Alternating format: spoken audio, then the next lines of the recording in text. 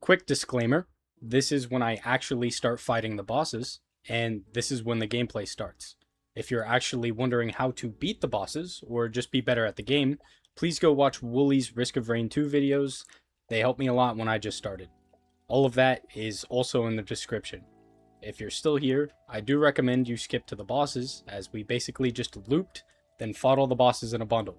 If you just want to listen to me yap, you're welcome to watch the whole thing.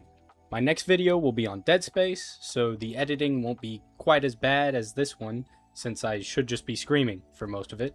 If anyone actually watches this and they're interested in that stuff, stick around for that video. How do you beat Risk of Rain 2? If you ask most people, they'd say beating Mithrix. Other people might say a good run. In my opinion, you have to beat all the bosses in one run. So I did that. First thing you need is 663 hours in the game. This is by far the easiest step to skip, as you can probably be better than me. Holy shit. I'm dead. Oh no. Okay. Oh, yep, there we go. After 20. Next step, find a homeless man. He can help you with the first few hours of the game and will be the only reason you actually beat the bosses.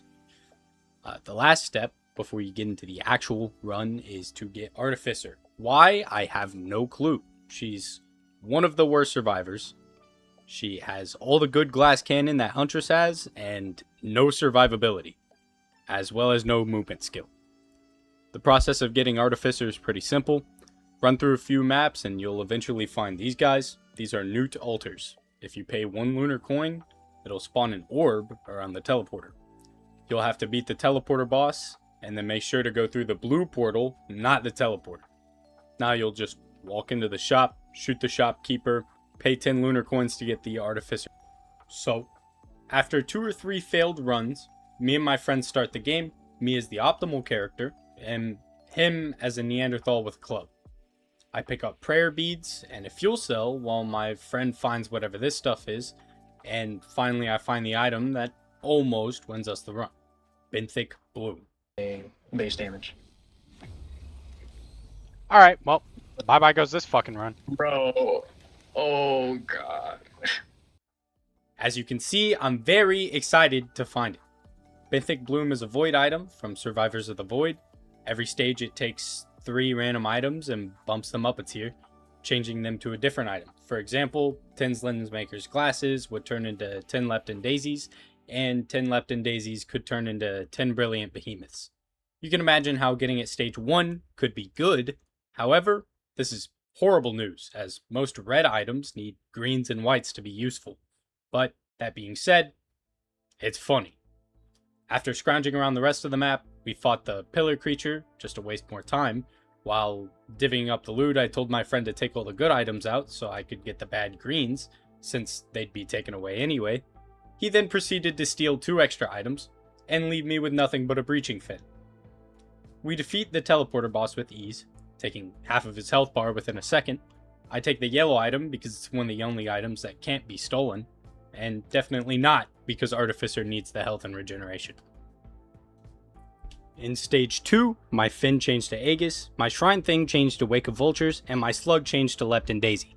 This changes almost nothing, except that it stole my only healing item, and gave me the worst healing item in the game. Generally in Risk of Rain 2, if you're playing above Monsoon, you don't want to take longer than 5 minutes a stage. Me and my friend completely ignore this advice, and take 10 to 15 minutes looting everything we can find. Could this be the reason we lose most runs? Ask my friend with 8 hiker's boots. After killing 2 Beetle Queens, I took the yellow item again, though this one was much worse than the previous one, giving me a Beetle Guard that does nothing past stage 3. We moved to the pillar again, where I died for the first of many times on this run. Okay. I'm dead, but I volcanic egged. Luckily, I can still turn into a drone and steal the only red item from the pillar. Why would I need a red item when I get at least 1 every stage? Because I'm a greedy rat. I start stage 3, where I get a double jump, a better ball, and yet another red item. I finally notice that I have no white items, and search the map for basic chests, picking up every trash white item I can find. The teleporter boss ends up being Clay Dune Striders, With over 600 hours, you might think I'd remember their main ability is to slam into the ground and drain health from nearby enemies, but apparently not. He's sucking. The boss dropped a green and a yellow. My friend offered me the yellow, but because I apparently can't control my character, I took the green instead, leaving him the yellow. I'm sure it's better on him anyway. We decide to go to the blue area. Here, my friend fools me into picking up a red item that I hate, nearly steals my sales star, then we head down to the secret void stage. Benthic Bloom takes the sales star I just got, and a mysterious entity takes my Lepton Daisy. I have no clue where it went, but I'm glad it's gone either way. I am almost entirely reds, except for 2 Lepton Daisies that have survived somehow. Which is amazing. Where did one of them go? A few seconds into activating the cell vent, my friend dies, leaving me to finish 9 of them. Lepton Daisy is finally useful, and supposedly activates again. Then I finish the cell without dying. The next 2 cells don't go too bad. The golems get 5 medkits, and then bisons are added to the pool, but with my friend helping as a drone, and the cells being in good spots, I finish without too much issue. The 4th cell was a significant difficulty bump, with the monsters getting bleed, but with Ice Wall, I managed to barely finish the cell, but almost died on the way to the next one. The 5th cell was going to be impossible. Nope. I'm You leaving. Go. Clay Templars shoot too fast, and with Tri-Tip, they would have killed me. My only choices were to pray to Ben's raincoat, or just leave. We unanimously decided on the latter, likely saving the run. On stage 4, I get my Lepton Daisy back, and discover that I only have 1 white item. My friend popped open the legendary chest that's on every 4th stage and got a bunch of good stuff. We usually split up the red items when one of us has a sales star, but considering I already had 9, it wasn't really up for debate. This stage's difficulty was a bit harder as bosses started spawning normally, but since each boss was apparently loaded, netting us thousands on each kill, it balanced out nicely. The next stage I got another Benthic Bloom, starting the death spiral.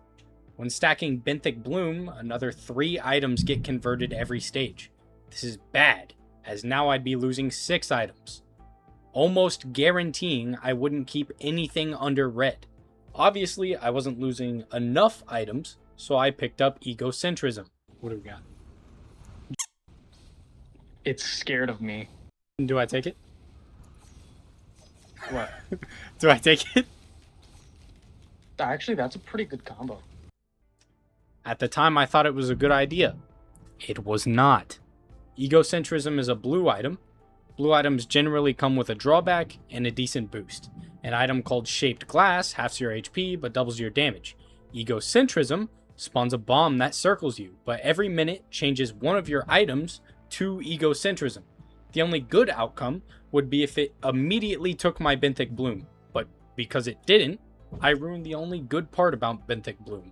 Now, instead of having mostly red items and a few whites, greens, and yellows, I'd simply have no items, save for 94 stacks of Egocentrism. On top of this, Egocentrism requires you to get close to enemies. Artificer should never get close to enemies. For the boss fight, I sit and throw my balls in its face, then leave the yellow item to my friend, as the war going on in my inventory wouldn't allow me to keep anything too good. We decided to loop to the detriment of only me and killed our first scavenger. Scavengers are going to be important for the rest of my run as they drop a ton of items. Most of the time the items are useless, but they'll function as filler to hopefully save some of my better items, like the 3 Lepton Daisies I have. At this point in the run, I was starting to feel somewhat useless. I could hardly compete with the damage scaling, and was for some reason adamant on only picking up greens and giving my friend the good items, so I wasn't catching up anytime soon. Moving on to stage 7, I die again, this time by staying too close to a stone golem, pushing me deeper into a pit I can't get out of. Now, as I was writing the script for this video, I realized that being a drone was actually more effective than being alive. Not only could I charge into my enemies with reckless abandon, but I had more mobility, which was a little depressing. After my friend violated some Mending Stone Titans, we made the decision to keep pushing into the green portals. I died seconds after entering the 8th stage, and continued as a flame turret. I also finally hit enough egocentrism for the noise to become a problem. What is that noise? What do you... That- That's Yeah. my balls. That's Oh. every single time I get a new one. I'm sure that won't get any worse. Yet again, the teleporter boss dies in seconds to one slam, and we don't do the boss because I initially wanted to get all the achievements on Artificer. One of the achievements I was looking for requires you to kill the teleporter boss in a 1-second burst. Last stage, you might have noticed that I picked up a computer virus item. This connects different creatures that I do damage to, and does damage to enemies nearby them as well, making a web of damage. These two things have nothing to do with each other, and I'm mentioning them for no specific purpose. I'm under the impression that I lived through this stage because I picked up Corpse Bloom, but I'd like to think I was just improving with the character. Next stage was back to hell, literally and metaphorically. I remembered here that I also needed an achievement where you kill 15 enemies before touching the ground. I got it almost immediately, and got another noise complaint. Bro. What? That's way too much. Way too much what? Yes, yes. I almost actually do something related to the video's title, then just loop instead. Nothing too important happens after stage 10. I died on stage 11 yet again, turning into a bomber, except now I have 6 frost relics and too many egocentrisms, so now it's effective. Stage 12, my friend gets a few hiker's boots. Where is it? Well, I can't scroll up. How many was it?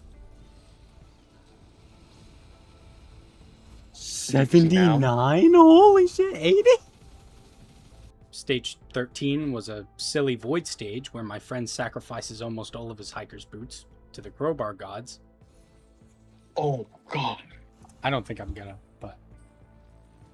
And one of my benthic blooms gets egocentricized. Stage 14, we threw hands with more oversized balls and weird jellyfish, and in the spirit of sacrificing our entire inventories, I got 15 ATGs. I die yet again. Oh, and we fight the crow, which was severely underwhelming. Yes, I'm ready.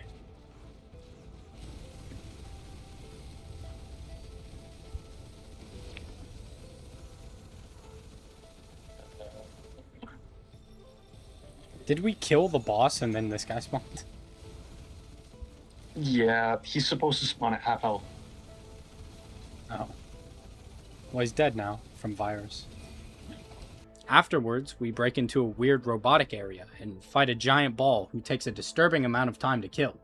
Luckily, the suicide bomber strat goes unpatched, killing him in seconds.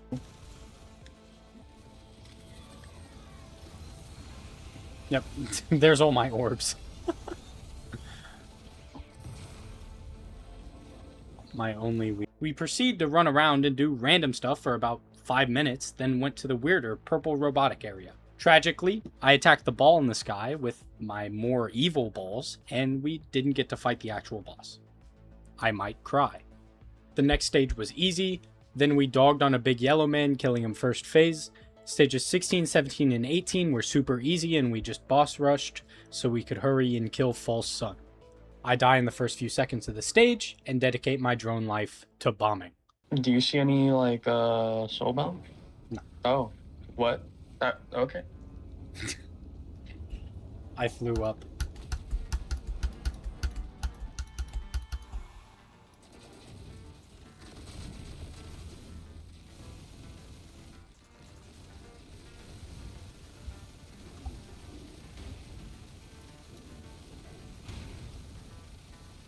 Okay. Now, that shit was most definitely easy. It's gonna get hard as fuck. Cause I had a run that was broken as hell. And that shit ended. Oh no. Because of something similar to this.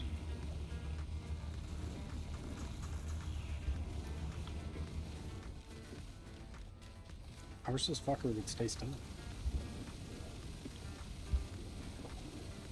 Egocentrism. In the spirit of progress, the game gives us a portal directly to the evil robot boss. I get to the chef and formulate new life, nearly kill the ball with more evil balls again, but run away quickly enough to avoid killing the ball, and we finally fight the evil robot. Yeah.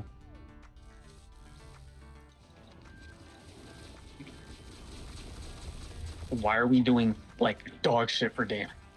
There it goes. Ooh. What is that? Ooh! Oh, no.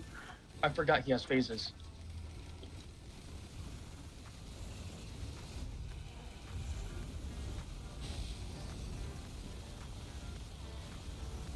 What do I do?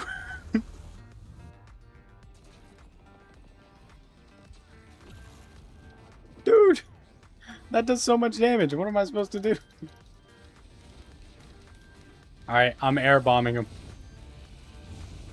Or air bombing? Air striking him. Alright, he's dead. He tries to violate us, but we somehow kill him. We weren't sure if he had a secret next phase that we missed, but took the win anyway.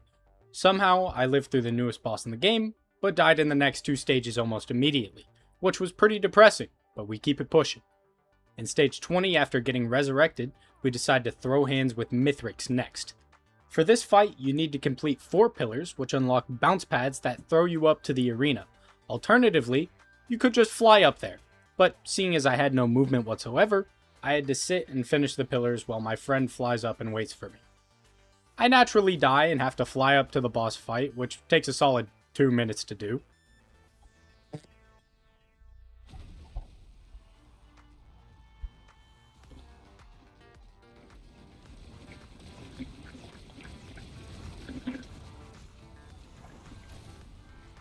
Huh. I didn't even get to hit it. Oh, I have so many egocentrisms, they just weren't showing up, I see.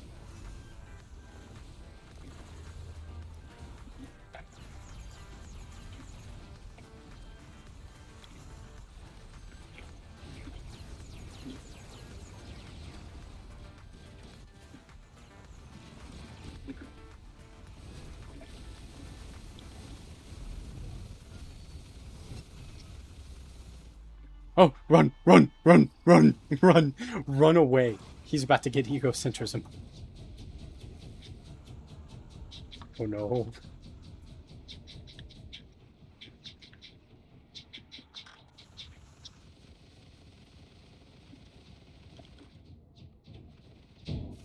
Alright, you Yep. lost egocentrism. We're good. We're good. Mithrix was easy, which was partially because of the suicide bombing, and partially because we were on stage 21, making him insanely easy. I was under the impression the portal to the void was right under the stage, because that's what my friend said. It turns out he was talking about a log, and I wasted a few minutes staring at a tree. Now, here's where the travesty occurs. Up to now, we've killed every boss, excluding a secret boss when you obliterate yourself with a special item in your inventory, and this void crap. The former, we just forgot about, but the latter was supposed to be easy. We finished his first stage in a couple seconds and assumed the second part would go the same. I was stuck behind for a minute, which lowered my health, and as almost all of my items were random reds, I had no healing. My friend died, resurrected, then died again, and it was all on me. And I had to leave soon. All of these things culminated to 2 options. I could either charge at the crab and try to kill him with my balls before he killed me, or I could hope my friend killed him in time as a drone. Seeing his health bar, I knew that waiting in the back wouldn't work, so naturally, it all came down to my last suicide bomb. Unless you want to take it down from over there, which isn't going to work because I have to leave soon, then I have to go over there and hit him. I'm gonna get killed. Hold on.